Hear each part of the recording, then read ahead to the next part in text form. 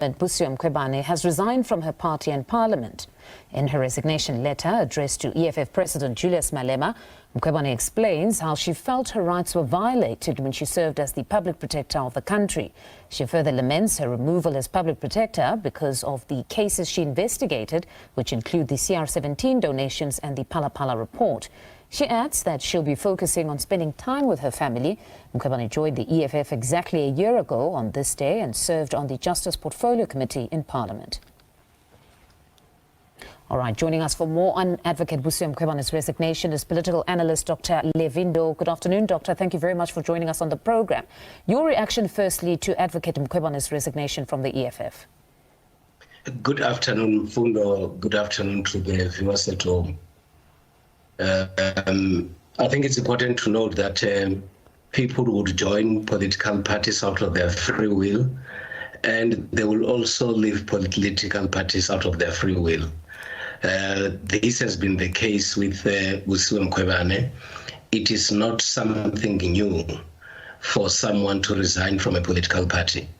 And I think it's important to note that at the time when she was facing serious challenges, the EFF was there for her.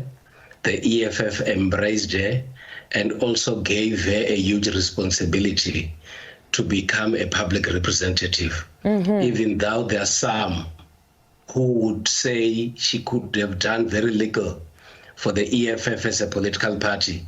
But I think the leadership of the EFF took a bold step to say, you have a home in the EFF, we can still be able to accommodate you. Maybe you can still be able to resuscitate your life and make a difference in the politics of the EFF and those of South Africa.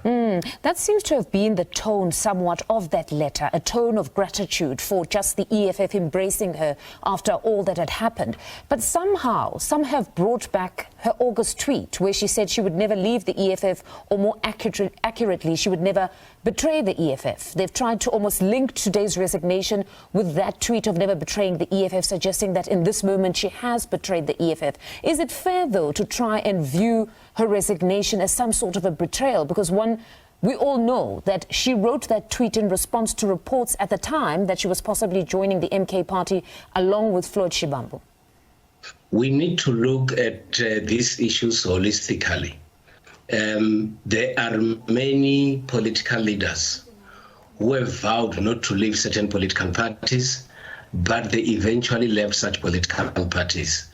Busisiwe Mkhwebane joins Julius Malema, who vowed not to leave the ANC, but in his case he was expelled. And there are many other politicians who have vowed not to leave their political homes, but they ended up leaving. You will always get different views or responses to this kind of resignations. Some in the EFF could feel that she has betrayed them because she just joined the party and then she was elevated to become a public representative, and they could feel that dumping them at this stage, not because they did not perform very, very well, is something that they could not accept. But at the same time, she says something quite...